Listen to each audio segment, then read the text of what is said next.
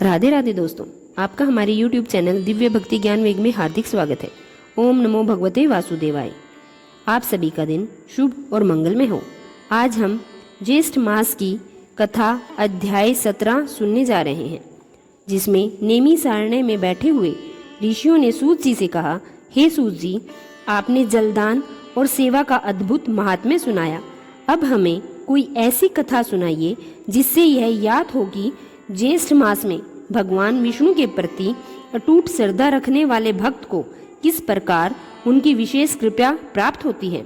सूत जी बोले, हे मुनिवरों, प्राचीन काल में कौशल देश में सत्यकेतु नामक एक धर्मात्मा राजा राज्य करता था। एक दिन महर्षि वशिष्ठ उसके राजमहल में पधारे। राजा ने उनका आदर सत्कार किया। महर्षि वशिष्ठ बोले, हे राजन, ज्येष्ठ मास भगवान विष्णु को अत्यंत प्रिय है। इस मास स्नान, दान, जप, तप और विशेष रूप से एकादशी वलश भगवान की कृपा में नियम पूर्वक भगवारी की आराधना करेगा। अगले दिन उसने ब्रह्म मुहूर्त में उठना प्रारंभ किया।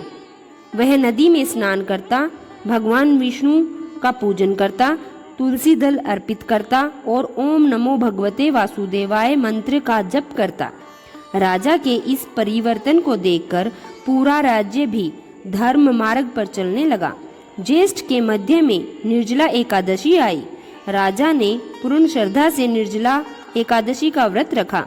दिन भर भगवान का नाम स्मरण करता रहा और रात भर हरि कीर्तन में लीन रहा। उसी रात भगवान विष्णु ने स्वप्न में दर्शन दिए। उन्होंने कहा, हे सत्यकेतु, तुम्हारी भक्ति ने मुझे प्रसन्न कर दिया है।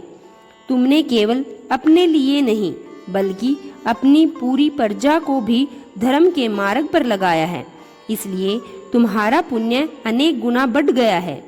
सुबह जागने पर राजा का हृदय आनंद से भर गया।